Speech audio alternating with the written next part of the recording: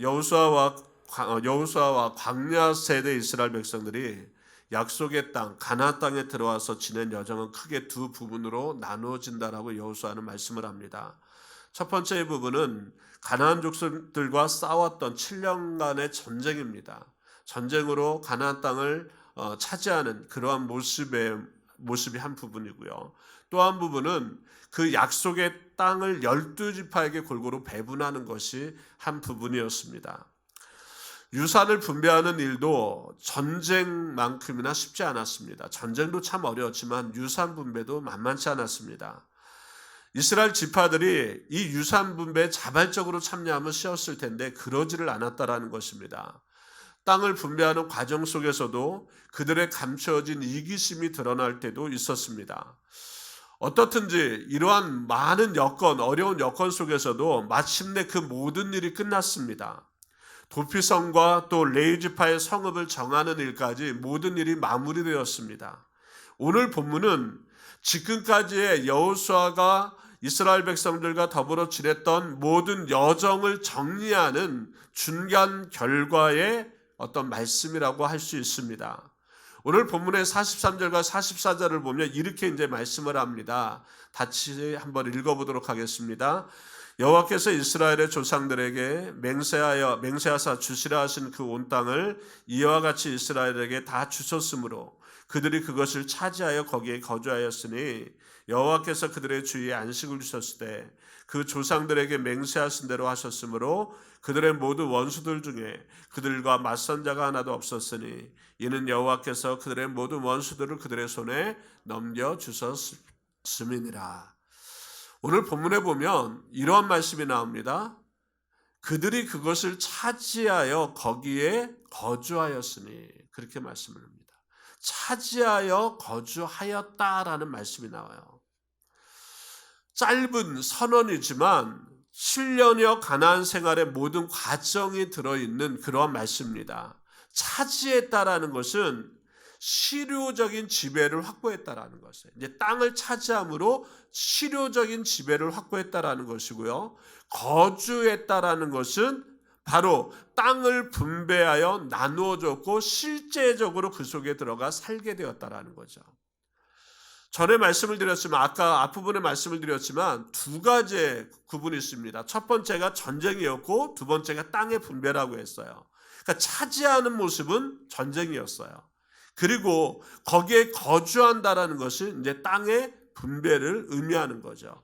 단지 전쟁으로 끝나는 것이 아니라 그 땅을 분배받음으로 이스라엘 백성들이 그 땅 속에 들어가서 살게 되었다라는 것입니다. 그런데 말씀해 보니까 그 무엇보다도 차지하고 거주하였다라는 말 앞부분에 뭐라고 말씀을 하고 있느냐? 바로 그것이 주셨다라는 말씀이 있어요. 이 모든 일을 이루신 분, 그것을 주신 분이 누구냐? 하나님임을 기억해야 된다라는 것이에요. 하나님께서 약속하셨고 하나님께서 그 약속을 이루셨다라는 것입니다. 그러한 모습이 되니까 그 바로 뒤에 나오는 것이 그들의 주위에 안식을 하나님께서 허락하시게 되더라는 것이에요. 여러분들, 안식이라는 것이 여호수아 11장에 보면 전쟁을 한 다음에 전쟁이 다 끝나고 난 다음에 뭐라고 말씀을 하느냐? 그 땅의 전쟁이 그쳤다라는 말씀이 나와요. 그 땅의 전쟁이 그쳤다. 근데 그 땅의 전쟁이 그쳤다고 이스라엘 백성들에게 안식이 주어졌느냐? 그렇지 않다라는 것이에요. 땅의 전쟁이 그쳤다라는 뉘앙스와 오늘 본문에 차지하고 거주함으로 말미암아 하나님께서 주시는 안식을 받았다라는 것과는 뉘앙스가 좀 다릅니다. 전쟁이 그친 것과 안식이라는 뉘앙스가 다르다라는 것이에요. 여러분들, 유산 분배를 마치고 그 땅에 직접 들어가 살게 됨으로 말미암아 비로소 안식이 주어지게 되었다라는 것이에요. 이것이 하나님께서 우리에게 주시는 진정한 안식입니다. 우리는 안식을 이렇게 생각하는 거죠. 고난이 없는 것, 전쟁이 없는 것, 문제가 없는 것이 안식이라고 생각을 해요. 우리가 뭐라고 합니까? 폭풍 전에 어때요? 고요함이라고 이야기해요. 고요함이 있는 것 같은데 그게 폭풍 전이라고 하면 안식이 아니죠. 얼마나 불안하겠어요. 여러분들, 하나님께서 주시는 안식은요, 어쩌면 저 폭포수가 내리는, 폭포가 내려서 소리가 너무나 큰데 그 앞에, 폭포 앞에 앉아있는 한 마리의 새의 모습처럼 그것이 평온함이라는 것이에요. 그것이 안식이라는 것이에요. 영적인 전쟁을 회피한다고 해서 안식을 얻게 되는 것이 아니다라는 것이에요. 여러분들, 신앙생활하면서 영적 전쟁이라는 것이 있죠. 우리의 삶에 영적 전쟁이 있어요. 참 힘들어요. 그 영적 전쟁이 힘들다고 회피함으로 안식을 얻을 수 있을까? 아니다라는 것이에요. 그럴 수 없다라는 것이에요. 야, 나 영적인 거 다 이제 귀찮아. 신경 안 쓸래. 다 뒤로 하고 세상 속에서 내가 있으면 안식을 얻을 수 있을까? 그렇지 않다라는 것이에요. 바울은 이렇게 말을 합니다.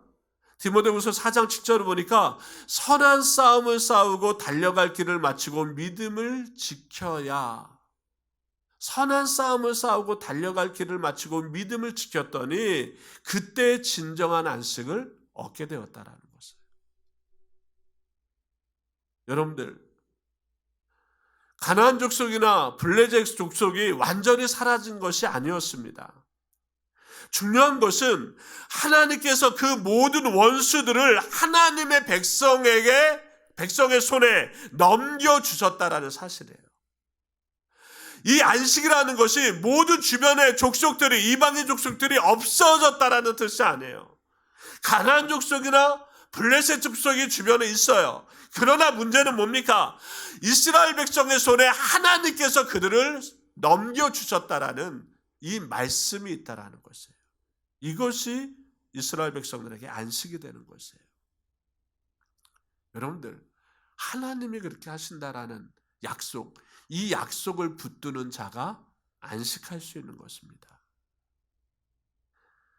이스라엘 백성들이 하나님의 약속을 붙잡고 그 말씀에 순종하여 약속의 땅의 지경을 계속 넓혀 가는 한 그들은 더 이상 문제가 될 수 없다라는 것이에요. 왜? 하나님이 그들을 이스라엘 백성들의 손에 넘겨주셨기 때문에, 그 약속이 있기 때문에 더 이상 두려움이 아니라 우리가 그 약속을 믿고 안식할 수 있다라는 것이에요. 오늘 본문의 45절 이렇게 이제 말씀을 합니다. 같이 읽도록 하죠. 시작. 여호와께서 이스라엘 족속에게 말씀하신 선한 말씀이 하나도 남음이 없이 다 응하였더라. 이스라엘 족속에게 말씀하신 선한 말씀이 하나도 남음이 없이 어떻게 되었다고요? 다 응하였더라. 여러분들, 하나님께서 이스라엘 백성들에게 약속하신 말씀들 중에서 단 하나의 말씀도 실패하지 않았다라는 것이에요. 응하였다라는 것은 실패하지 않았더라. 말씀하신 약속대로 모두 성취되었다라고 말씀을 하는 것이에요. 여러분들, 40년 전 출애굽 세대 이스라엘 백성들의 실패를 우리는 알고 있습니다. 출애굽 세대들이 실패했고 광야 세대 이스라엘 백성들도 때로는 실패하여 비틀거리고 넘어지는 모습을 우리는 또한 알고 있습니다. 그러나 하나님의 말씀은 실패하지 않았다라는 거죠. 출애굽 세대나 광야 세대가 넘어지고 비틀거리고 실패하는 모습을 우리가 보았지만 하나님의 말씀은 실패하지 않았다라는 거예요. 하나님께서 말씀하신 것은 하나도 빠짐없이 모두 이루어졌다라고 말씀을 하는 겁니다. 여러분들, 믿음은요, 큰 그림을 보는 것이 믿음이라고 이야기를 합니다. 하나의 나무만을 보는 것이 아니라 큰 산을 볼 수 있는 게 믿음이라고 이야기를 합니다. 나는 실패합니다. 그건 나를 보는 거예요. 그러나 큰 그림 속에서는 하나님은 실패하지 않는다라는 거예요. 나는 하나님과의 약속을 신실하게 지키지 못할 수도 있어요. 나는 하나님의 약속을 지키지 못하는 모습이 될 수도 있어요. 그러나 하나님은 당신의 약속을 신실하고 반드시 지키는 분임을 우리는 보는 것, 이게 믿음이에요. 여러분들, 우리가 분명히 기억해야 되는 것은 하나님의 말씀은 결코 실패되지 않는다라는 사실이에요. 우리는 넘어지고 때로는 그 약속을 잊어버리고 아니면 때로는 그 약속에 대해서 신경 쓰지 않을지 몰라도 하나님의 말씀은 결코 실패되지 않는 것. 여러분들, 우리의 불순종이나 정말로 우리가 죄된 모습 때문에 하나님의 말씀의 성취가 지연될 수는 있어도 그 말씀이 실패되어지지는 않는다라는 사실입니다. 이스라엘 백성들을 하나님께서 출애굽시키실 때 하나님의 본래 계획은 40년간의 계획이 아니었어요. 본래 계획은 2년이 지나기 전에 약속의 땅에 들어가는 것이었어요. 충분히 그 거리가 되니까 상관이 없었습니다. 만일 출애굽 세대 이스라엘 백성들이 하나님의 말씀에 온전히 순종하였다라면, 그 하나님의 믿음에 온전히 약속을 붙잡고 나아갔더라면 불필요한 38년간의 광야 생활이 더해지지 않았을 것입니다. 출애굽 세대나 광야 세대가 직면하고 있는 상황의 차이는 별 다를 바가 없었어요. 광야 세대는 참 평탄한 길이었고 출애굽 세대는 험난한 길이었느냐? 그렇지 않았어요. 오히려 출애굽 세대는 어떻습니까? 애굽에서의 하나님의 역사를 경험해요. 그리고 그 거대한 애굽을 뒤로하고 정말로 가나안으로 나오는 기쁨까지 가졌어요. 그러면 어쩌면 그 역사를 경험했던 출애굽 세대가 더 가나안 땅에 빨리 들어가야 되는 모습 아니었습니까? 근데 그렇지를 못했어요.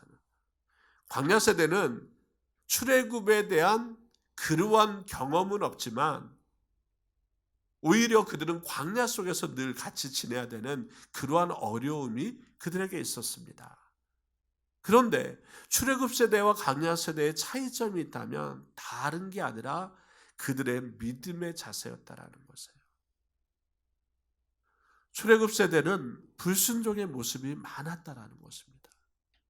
하나님의 이적을 경험했지만, 하나님의 그 놀라운 사건을 경험했지만 그들은 늘 불평과 원망과 불순종으로 그들의 삶을 정말로 대변하는 그러한 모습이 되었어요.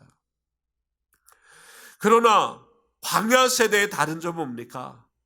광야라는 어려운 환경이 그들에게 늘 있었지만 그들은 그래도 순종하며 살아가려고 하는 믿음의 모습이 그들에게 있었다라는 것이에요. 하나님의 말씀은 실패되지 않았습니다. 출애굽 세대가 불순종한다고 해서 하나님의 말씀이 실패되는 것이 아니었습니다. 잠시 미루어졌다가 순종의 광야 세대를 통하여 이루어질 뿐이라는 사실입니다. 저와 여러분이 믿음의 세대, 순종의 세대가 되기를 원합니다. 정말로 하나님의 큰 믿음을 우리가 바라보고 그 약속을 바라보고 살아가는 모습이 되기를 바랍니다. 그래서 출애굽 세대의 불순종의 모습이 아니라 똑같은 어려움이 있지만 광야 세대의 순종의 모습이 우리에게 있기를 원합니다. 그것이 하나님이 우리에게 주시는 귀한 믿음의 안식을 얻는 방법이에요. 하나님의 말씀은 결코 실패하지 않는다. 우리가 하나님의 약속을 믿고 그 말씀에 온전히 순종하기만 하면 우리의 삶의 자리에서 하나님의 약속의 땅이 계속 확장되어져 나간다라는 사실입니다. 그 본문의 말씀을 뒤로하고 또 여호수아는 르우벤과 갓과 그리고 므낫세 반지파의 수고를 칭찬하는 모습이 나옵니다. 우리가 알고 있는 이 세 지파들, 이 지파들은요, 요단 동쪽에 먼저 땅을 받았던 자들이에요. 거기에서 머물러 있던 자들입니다. 그런데 가나안 땅에 들어오면서 너희들도 같이 가야 된다라는 여호수아의 그 말에 또 모세의 그 말씀에 그들이 이스라엘 백성들보다 요단을 먼저 앞서 건너는 그러한 모습이 되었던 지파들이었습니다. 전쟁이 7년 동안 있었다라는 것은 이들이 가족과 7년 동안 떨어져 있었다라는 거죠. 7년간의 문제가 아닙니다. 7년 동안 전쟁하면서 떨어져 있었죠. 유산 분배해야 되는데 땅 분배해야 되는데 이스라엘 백성들이 참여하지 않으니까 지지부진하고 결국에는 참여하는 모습까지 긴 시간이 흘렀습니다. 가족들과 생이별하는 시간이 한두 해가 아닙니다. 이제는 모든 것이 끝났기에, 유산 분배도 끝났기에 이제는 가족을 만나기 위해 돌아갈 수도 있는데 이들이 돌아가지 않고 기다리고 있습니다. 거기에 계속 남아 있어요. 모세와의 약속을 신실하게 지킵니다. 그것이 하나님의 명령이라는 것을 그들은 알기에 가족을 만나야 되는, 가족을 그리워하는 모습이 있었지만 여호수아 옆에 그들은 남아 있습니다. 이제 때가 되었어요. 하나님의 말씀이 성취되었고 이제 가족으로 돌아갈 때도 되었습니다. 그러나 여호수아가 이야기를 꺼낼 때까지, 그 이야기를 할 때까지 그들은 가만히 기다리고 있습니다. 오늘 본문의 1절부터 3절까지 읽어보면 그 내용이 이제 느껴집니다. 같이 읽습니다. 그때 여호수아가 루벤 사람과 갓 사람과 므낫세 반지파를 불러서 그들에게 이르되 여호와의 종 모세가 너희에게 명령한 것을 너희가 다 지키며 또 내가 너희에게 명령한 모든 일에 너희가 내 말을 순종하여 오늘까지 날이 오래도록 너희가 나의 형제를 떠나지 아니하고 오직 너희 하나님 여호와께서 명령하신 그 책임을 지켰도다. 제가 말씀한 것을 다 설명하고 있죠. 여호수아가 여호와의 명령, 모세에게 준 그 여호와의 명령을 너희들이 붙잡고 그걸 다 준행하고 오늘까지 날이 오래도록, 지금까지 날이 오래도록 너희가 나의 형제를 떠나지 아니하고, 그렇게 말씀을 해요. 여러분들, 오늘 이 세 지파에 대해서 여호수아가 말하는 이 말씀이 바로 충성이에요. 충성. 이것이 충성이라는 것이에요. 모세가 명령한 것을 다 지키고 여호와의 말에 순종하고 끝까지 형제를 떠나지 않고 하나님께서 명령하신 그 사명을 수행하는 것, 이것이 충성이라는 것입니다. 여러분들, 마지막 순간까지 있어야 할 곳에 있으면서 해야 할 일을 감당하는 것이 충성의 모습입니다.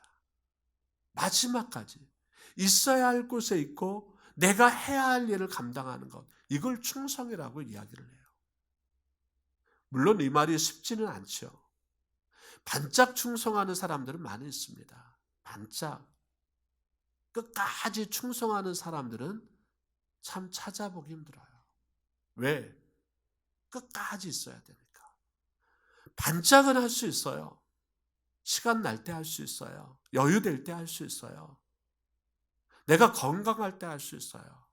근데 끝까지 그것을 지키는 게 쉽지가 않은 거예요. 그래서 이것을 충성이라고 이야기하는 것이에요. 충성은요, 반짝하는 사람에게 붙여주는 이름이 아니에요. 충성이라는 것은 어느 시간대만 일하는 사람에게 이야기되어지는 말이 아닙니다. 충성은 긴 시간 동안, 오랜 시간 동안 끝까지 그 자리를 지키고 그 일을 감당하는 자들에게 주어지는 말이 충성입니다. 특히 믿음의 형제들에게 실망할 때 충성이 흔들릴 수가 있어요. 주님을 위하여 열심히 신앙생활하는데도 주변에 같이 신앙생활하는 사람들을 통하여 우리가 흔들릴 때가 있습니다. 아, 저 사람 왜 저러지? 저 사람 아니 교회 다닌다고 하면서 하나님 믿는다고 하면서 왜 저러지? 그러한 것들을 보면서 우리가 흔들릴 때가 있습니다. 아마 이스라엘 백성들도 그랬을 거예요. 광야 세대의 이스라엘 백성들도 땅을 분배받을 때 요셉의 자손들을 보면서 쟤네들 왜 땅을 더 달라고 하지? 그런 거 보면서 아마 흔들릴 수도 있었을 것입니다. 그런데요, 충성이라는 것은 사람을 향한 것이 아니더라고요. 충성은 하나님을 향한 것이 충성입니다. 사람에게 향할 때 충성이라는 말도 씁니다. 그러나 우리의 믿음의 충성은 사람에게가 아니라 하나님을 향하여 쓰는 것이에요. 내가 이 자리에 있는 이유는 다른 사람들 때문이 아니죠. 하나님께서 내게 이 자리를 허락해 주셨고 내게 사명을 맡겨 주셨기 때문에 이 자리에 있는 것이에요. 만일 내가 사람들로 인해서 끝까지 충성하고 있지 못하다면 그것은 우리의 충성이 아니라 우리의 충성이 하나님이 아니라 사람을 향하고 있다라는 증거겠죠. 하나님을 향한 것이 충성이에요. 사람을 향한 것이 아니라고요. 우리가 왜 자꾸만 사람을 보고 넘어지느냐? 사람을 보고 충성했기 때문에 그래요. 목회자를 보고 충성했기 때문에 우리는 목회자가 흔들리니까 다 흔들려 버려요. 여러분들, 하나님을 향하여 우리가 충성하는 거예요. 하나님을 바라보는 것이 충성이에요. 여호수아는 요단 동편 지파들의 충성을 인정해 주었습니다. 너희들 참 수고했다라고 인정을 해줍니다. 이제 기다리고 있는 가족으로 돌아가게끔 만듭니다. 그런데 한 가지 조건을 더 붙입니다. 열심히 수고했다라고 칭찬해 주면서 그 다음에 그들에게 한 가지 말을 더합니다. 5절과 6절을 같이 읽도록 하겠습니다. 5절과 6절입니다.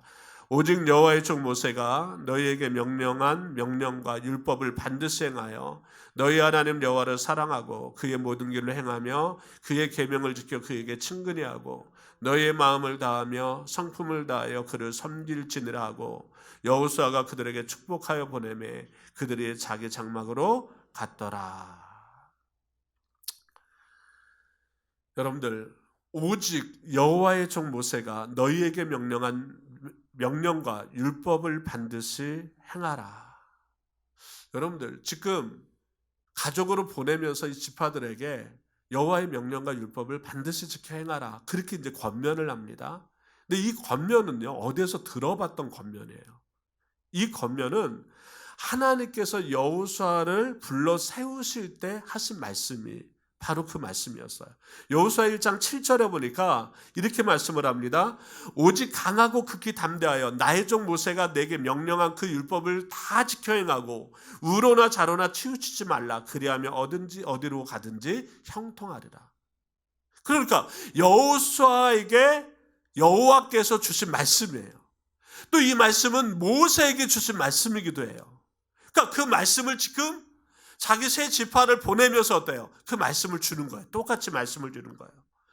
또 이것은 다윗 왕이 그 아들 솔로몬에게 마지막으로 남긴 유언이기도 합니다. 열왕기상 2장 3절에 보니까 이렇게 말씀을 해요. 내 하나님 여호와의 명령을 지켜 그 길로 행하여 그 법률과 계명과 율례와 증거를 모세의 율법책에 기록된 대로 지키라. 그리하면 내가 무엇을 하든지 어디로 가든지 형통할진다. 생각해 보십시오. 모세가 여호와께서 모세에게 말씀을 주셨어요. 근데 그 모세가 또 여호수아에게도 말을 합니다. 여호수아는 그의 지파에게 또 그 이야기를 하고 있습니다. 다윗 왕이 아들 솔로몬에게도 그 말씀을 합니다. 어떠한 생각이 드냐? 그 말씀대로 살아본 사람만이 남겨줄 수 있는 말씀이라는 거예요. 단지 말씀을 들었다고 전해주는 것이 아니라 그 약속의 말씀대로 살아봤던 사람이 후손에게, 사랑하는 아들에게 그 말씀을 전해줄 수 있다는 것이에요.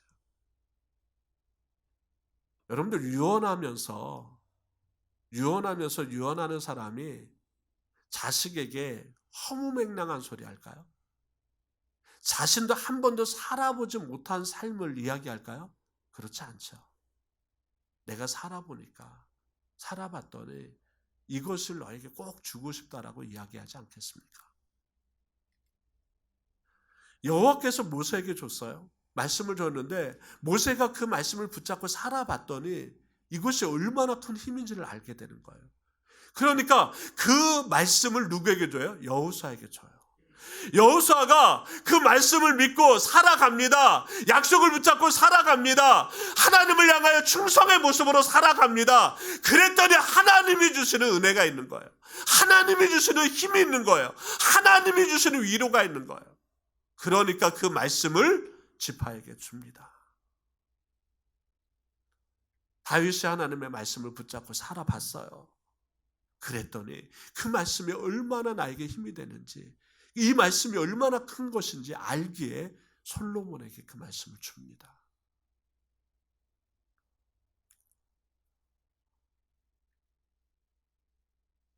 주보 뒷면을 좀 주보 면을 이렇게 만들다가 교회 소식을, 교회 소개란을 이렇게 좀 만들게 되었어요. 목회를 하면서 너무나 뒤늦게, 어떻게 보면 뒤늦게 철이 든다고 할까요? 생각은 많이 있어도 이 생각을 구체화시켜서 어떻게 내가 교회를 이끌어가고 하나님의 말씀을 전하는지 이렇게 나름대로 구체화시키는 일이 많지 않았어요. 선포하는 일이만 이렇게 급급했지. 그래서 쭉 정리를 해봤던 거예요. 이런 교회가, 이러한 모습이 내가 되기를 원하며 살아왔구나. 이러한 말씀이 선포되어지기를 원했구나. 마지막 보면 신앙의 유산을 귀하게 여기는 교회, 제가 그렇게 좀 붙였어요. 신앙의 유산을 귀하게 여기는 교회. 유산은요, 아무나 줄 수 있는 것이 아니에요. 살아왔던 삶의 모습이 있어야 줄 수 있어요. 모세가 여호수아에게 줄 수 있었던 것, 믿음의 삶이 있었기 때문에, 다윗이 솔로몬에게 줄 수 있었던 것, 믿음의 삶의 모습이 있었기 때문에 가능하다라는 것이에요. 우리가 우리 자녀들에게 남길 수 있는 신앙의 유산, 신앙의 메시지가 분명히 있는 믿음의 모습이 되시기를 바랍니다. 하나님의 약속 붙잡고 살아왔더니 이 모습을 하나님이 주셨다. 너도 이 말씀을 붙잡고 살아가라. 이 믿음의 모습을 붙잡고 살아가라 말할 수 있는 신앙의 모습이 있어야 된다는 거예요. 세상의 그 어떤 유산보다 제일 큰 유산입니다. 제일 힘 있는 유산이고요. 가치 있는 유산이고요. 귀한 것이에요. 이것을 우리가 좀 깨달아야 돼요. 단지 말로만 하는 것이 아니라 야, 이게 좋아. 이렇게 살아. 자녀들이 제일 그것을 받아들이기 힘든 게 뭔지 아십니까? 귀한 건데 왜 부모는 안 해? 그렇게 좋은 건데 왜 부모는 안 해? 할 말이 없어요. 할 말이 없어요. 부모가 그 삶을 살아야 되는데 그렇지가 않아요. 그래서 자녀에게 요구를 해요. 이게 좋은 거라고. 이게 정말로 너에게 힘이 될 거라고. 근데 부모가 그것을 행하지 않으면, 그것을 붙잡지 않으면 자녀도 그것의 가치를 못 느끼는 거죠. 순종, 계명, 준수를 말씀을 합니다. 그런데 더 한 가지 볼 것이 있는데 그 말씀의 순종이나 명령을 지켜 행하는 것 이전에 해야 될 것이 하나 있어요. 그것이 바로 하나님의 사랑이라는 말씀이에요. 5절 다시 한번 띄워주실래요? 5절이요. 오늘 보면 이렇게 말씀을 합니다. 오직 여호와의 종 모세가 너희에게 명령한 명령과 율법을 반드시 행하여 너희의 하나님 여호와를 사랑하고 그의 모든 길로 행하며 그의 계명을 지켜 그에게 친근하게 하고 너희 마음을 다하여 성품을 다하여 그를 섬길지니라. 근데 너희의 하나님 여호와를 사랑하라는 것이 나옵니다. 사랑. 여러분들, 명령을 지키는 것, 말씀을 지키는 것, 그것이 어떻게 이루어지는지 아세요? 의지로 되는 게 아니에요. 내가 이거 지켜야 되겠다, 행해야 되겠다. 의지가 참 중요할 것 같은데 그 의지 이전에 하나님을 사랑하는 것이 먼저라는 거예요. 여러분들, 누구를 사랑하게 되면 그 사람의 말이 내게 쏙쏙 들어오죠. 누구를 사랑하게 되면요, 사랑하는 자의 말을 내가 행하려고 노력을 해요. 자녀가 부모를 사랑하면요, 부모의 말을 하지 말라고 해도 해요. 부모의 말에 순종하게 돼요. 사랑하기 때문에. 사랑하기 때문에. 하나님에 대한 사랑이 동기가 되어야 된다는 거예요. 그 사랑의 동기가 되어서 하나님의 말씀을 따라야 되는 거예요. 지켜야 되는 것이에요. 이 하나님에 대한 사랑의 동기가 없이 말씀을 지키는 모습이 되면 어떻게 되는지 알아요? 율법주의자가 돼요. 잘못하면. 그리고 공로주의가 돼요. 나 이렇게 말씀 행했으니까 뭐 줘야 되지 않아요? 하나님 축복 주셔야 되죠. 아니죠. 하나님을 사랑하기에 하나님의 말씀이 나에게 귀하게 느껴져요. 그리고 그 말씀대로 행해요. 행하다 보니까 하나님이 주시는 안식을 내가 얻게 되는 것이에요. 여러분들 출애굽기 20장 6절에 보니까 나를 사랑하고 내 계명을 지키는 자에게는 천대까지 은혜를 베푸느니라 그렇게 말씀을 해요. 요한복음 14장 15절에 보니까 너희가 나를 사랑하면 나의 계명을 지키니라 그렇게도 말씀을 해요. 너희가 나를 사랑하면 나의 계명을 지키게 된다. 사랑이 먼저라는 것이에요. 하나님 사랑이 먼저고 그 하나님의 사랑이 동기가 되면 충성의 삶이 쫓아오게 되어 있다는 것입니다. 여러분들 형식이나 거칠애가 아니라 정말 마음을 다하고 성품을 다하여 하나님을 섬길 수 있는 믿음의 모습이 되시기를 바랍니다. 여러분들 우리의 삶의 모습 온전한 충성이 되어야 됩니다. 하나님의 풍성함이 얼마나 큰지 우리가 체험하는 자가 되어야 됩니다. 하나님께서는 이러한 충성의 모습을 보인 여호수아 앞에 열심을 다했던 그러한 지파들에게 빈손으로 보내지 않고 모든 것이 넉넉히 그들의 손에 쥐어들게 하고 보냅니다. 여러분들 이러한 말씀을 보면서 물질이 먼저 보여서는 안 됩니다. 야 명령 지켰더니 물질이 오는구나. 그러니까 나 명령 지켜야 되겠다. 이래서는 안 된다라는 거예요. 그래서 뭐라 그랬어요? 충성의 동기가 무엇이어야 된다? 사랑이어야 된다라는 것이에요. 사랑 때문에 하나님을 충성하게 되면 뒤에 더불어 오는 것은 크게 중요한 게 아닌 거예요. 물질을 손에 쥐어지던 그렇지 않던 내가 하나님을 사랑하고 하나님의 말씀대로 살아감으로 하나님으로부터 누리는 안식이 있었기 때문에 뒤에 것은 뭐예요? 덤이에요. 덤. 살아가면서 우리가 유혹을 받는 것 중에 하나가 덤 때문에 본질을 잃어버리는 경우가 참 많이 있습니다. 마트에 가서요. 덤으로 주는 것 때문에 불필요한 것을 살 때가 있죠. 저게 꼭 필요한 것인데 덤으로 받았다면 너무 즐거운데 불필요한 거였는데 덤 때문에 샀어요.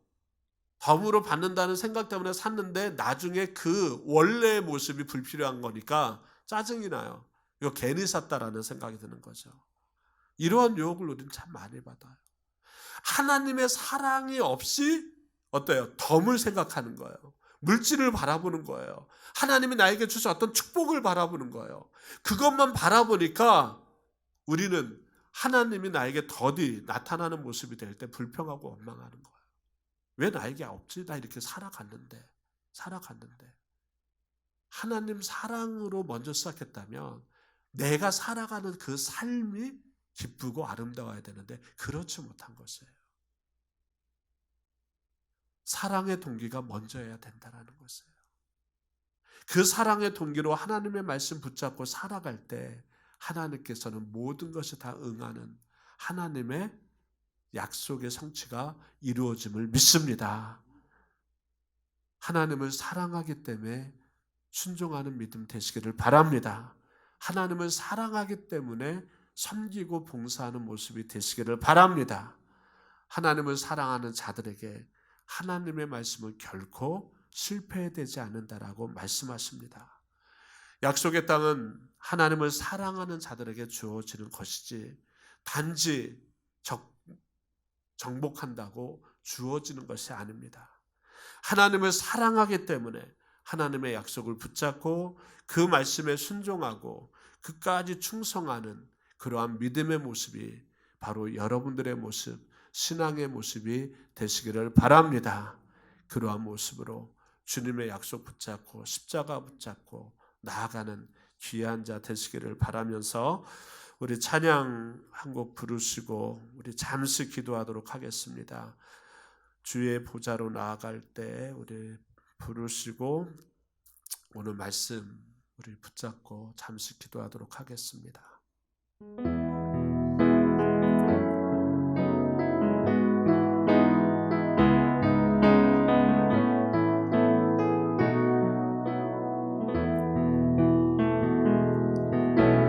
주의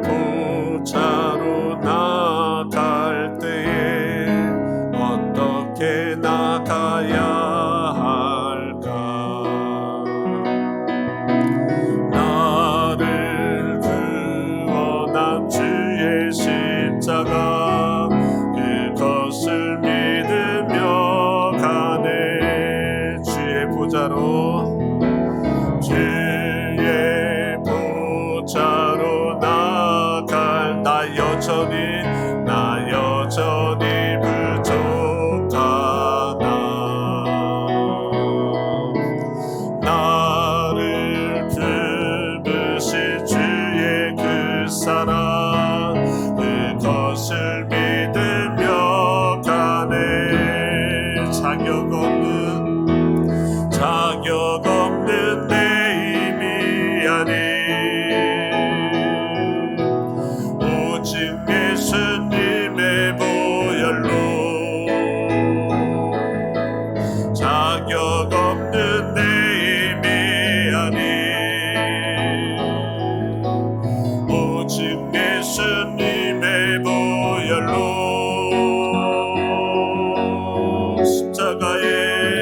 십자가의 보혈 완전하신 사랑